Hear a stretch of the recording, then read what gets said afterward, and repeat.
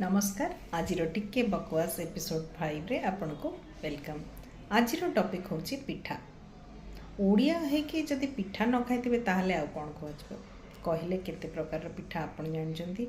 मोर सेति कि मन अछि आरंभ होची चकुली, चितौ, आरिसा पिठा, मंडा पिठा, काकरा पिठा, छुंची पत्र पिठा, एंडुरी पिठा, सीजा मंडा आउ छणा मंडा, तापरे पोड़ पिठा।